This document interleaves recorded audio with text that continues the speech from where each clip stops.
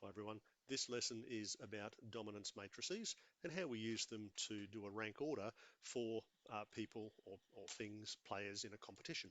This example involves four friends, Warren, Pam, Scott and Jill, and they spend a lovely afternoon playing tennis.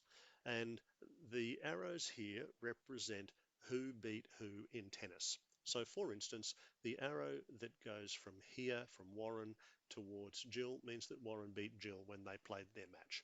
Jill beat Pam. We can see the arrow points towards Pam, and so forth. Now, using one of these directed graphs or digraphs is one way to represent this information. Another way, which we're interested in today, is a dominance matrix. Typically, we signify this matrix as D, and we will be putting the people's, we don't usually write their names, but just to start off, we'll write Warren, then we'll write Pam, then we'll go Scott, and then we'll go Jill down the side and across the top. Warren, Pam, Scott, and Jill. And we'll make a 4x4 matrix. Now let's start with Warren.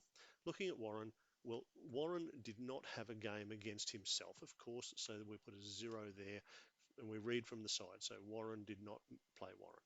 Now, when it's Warren and Pam, the arrow points the other way. So Warren lost to Pam. A 0 means a loss. Now Warren, the arrow points towards Scott, so that's a 1. Warren beat Scott. And then the arrow from Warren points towards Jill, so that's a 1 as well. And we keep going around. So we do Pam next. So Pam played Warren, yes, and that's a win for Pam. Now, Pam cannot play against Pam.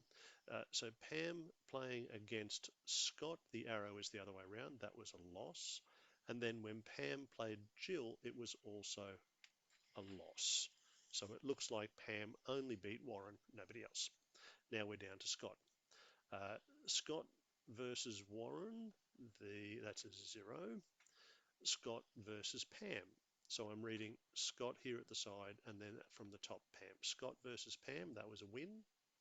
Scott cannot have a game against himself. And then Scott against Jill, that was a win for Scott. Finally with Jill, Jill versus Warren, that's a loss. Jill versus Pam, that one was a win. Jill versus Scott, that one was a loss. And Jill can't have a game against herself. There's a couple of things to notice here about the dominance matrix. We should find that the leading diagonal is all zeros because a player cannot have a game against themselves as an opponent. So that's the first thing to notice. If we look at that and it's got anything other than zeros, we've made a mess up somewhere. The other thing is that entries in the table should be diametrically opposite. So Warren versus Pam was a loss, but therefore Pam versus Warren was a win. So this entry here and this entry here, which are reflected across the diagonal, must be opposite in value. We could see the same thing here if I pick this one at random. Reflecting that across the diagonal, we see the opposite value on the other side. Because the player, when we look at the relationship in one direction, the player has a win, but in the other direction, the player has a loss. So that's another thing to keep in mind when you are filling in your table. Oh, I didn't mean to rub that 0 out. That went, oh, I've ruined it now, haven't I? So let's put those back. That one must have been a 0 because it's a 1 there, and that one must be a 1 because it was a 0 there. That was close. Now, how do we decide who the best player is? Well, one of the most obvious ways to do this is just to add up how many wins they have. So we could add across the rows of the table, or we could do a neat trick. If we define another matrix U, which is U for unity, and we just make this a 4x1 column matrix, all full of ones, if I go D multiplied by U, then what am I going to get? Well, the first row by the first column will be 0, 0, 1, and 1, so 1 plus 1 is 2. The second row by that column will be 1 and then all zeros. The next one, it'll be this 1 times 1, and that's a 2. And the last row will be a 1. effectively, by multiplying by this column vector U, I have just added the numbers in the rows of the dominance matrix. So we can see that Warren ended up with 2 wins, Pam 1 win, Scott had 2 wins, and Jill had 1 win. We can't tell them apart. We can't tell who is the best player. So here's the thing where matrices really come into their own. That dominance matrix D is the first order dominance. We were looking at arrows pointing directly from one person to the next. But let's consider something like this, for instance. Let's look at the fact that Jill beat Pam and Pam beat Warren. So in a sense, just looking at those relationships that I've highlighted there, Jill must be better than Warren because Jill could beat a player who could beat Warren. Now I'm only looking at the moment for second order dominance. The one that I highlighted there is a 2-step pathway to start from Jill and point to Warren. So it's not as good as beating the player directly, but it is in some sense a way of indicating that a player is dominant at the second layer, the second level. Now, how do we use the matrix to find this? Well, the good thing is that we can use matrix multiplication. If I square the matrix, now my original one was 0, 0, 1, 1, 1, 0, 0, 0, 0, 1, 0, 1, and 0, 1, 0, 0. If I square this matrix, multiply by itself, now multiplying a 4 by 4 matrix is going to be tedious, so I'm going to use my calculator here. Sorry about that. My calculator just disappeared on me. Now, because I might be doing this more than once, I think what I want to do is actually store this matrix. Actually, no, I don't think I'll worry about that. I think I'll just go the usual way. I'll just go putting in, I don't have a preset 4 by 4, do I? So let's have a 4 by 4 matrix. And here I go, 0, 0, 1, 1, 1, 0, 0, 0, 0, 1, 0, 1, 0, 1, 0, 0. And we'll square that matrix. There it is. I just have to write that down. So let me do that. The squared value, d squared, turned out to be 0201, 0011, 1100, and 1000.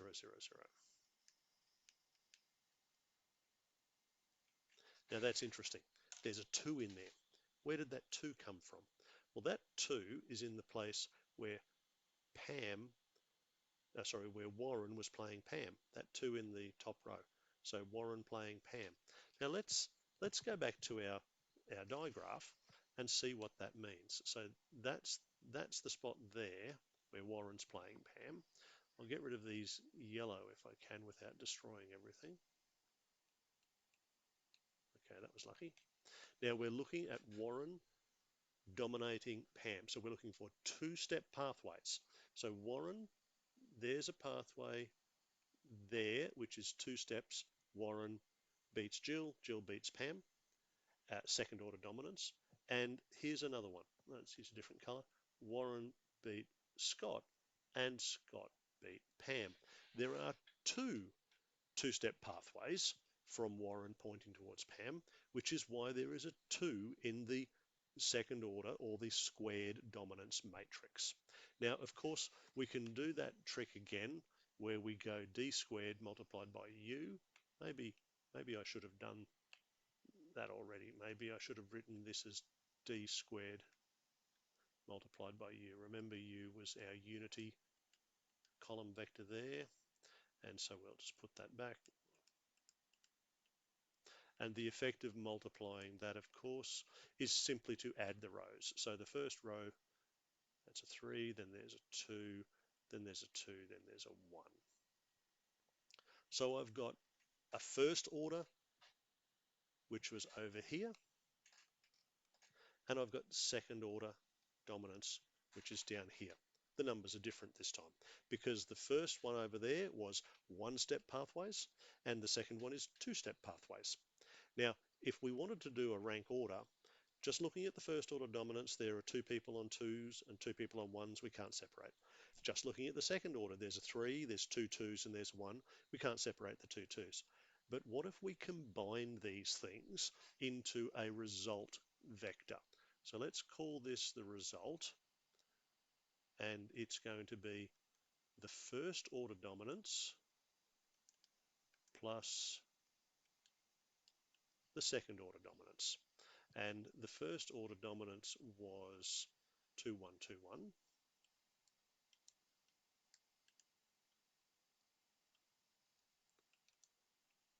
The second order was 3, 2, 2, 1.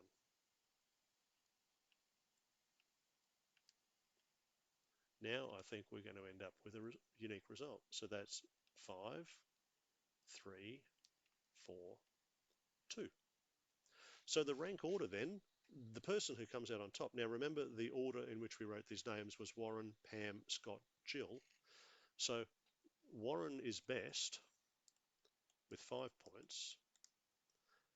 Then the 4 point, that was Scott. Then the 3 point was Pam, I think. Yes. And the last one is Jill. So that's how we use dominance matrices to represent the outcome of a competition between people. And you don't have to have, so we had 4 people that did a round robin competition where each person played each other person. Now there was no definitive winner because Warren had 2 wins, Scott had 2 wins, Pam and Jill both had 1 win. But by using second order dominance and then combining the 2 ideas, we can get a definitive rank order rather than having playoffs and finals and all the rest of it. So that's a dominance matrix. Now it should be said, and stick with me for just a moment longer, it should be said that the second order dominance is often less reliable because it's one step removed from a direct competition between the 2 players. So sometimes what people will do is they will apply a weighting factor to the second order dominance.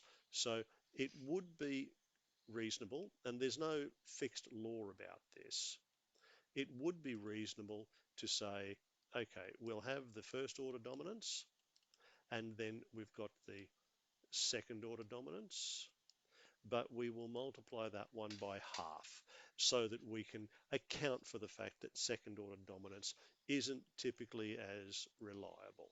Now the first order one was 2, 1, 2, 1.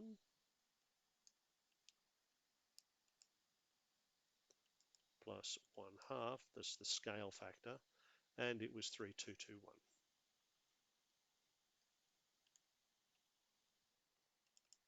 So what do we get? That's 3 plus 1.5. Sorry, did I say 2? 2 plus 1.5, that's 3.5. 1 plus 1, that one's 2. 2 plus 1, that one's 3. And 1 plus a half is 1.5. Now, we end up getting the same ranking. So Warren still comes up on top, Scott comes second, then Pam, then Jill. But this is a more typical way of doing this, is that we would have a weighting of a half.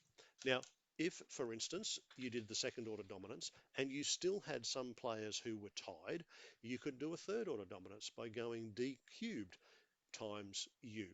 Now, I should mention that we don't go forever.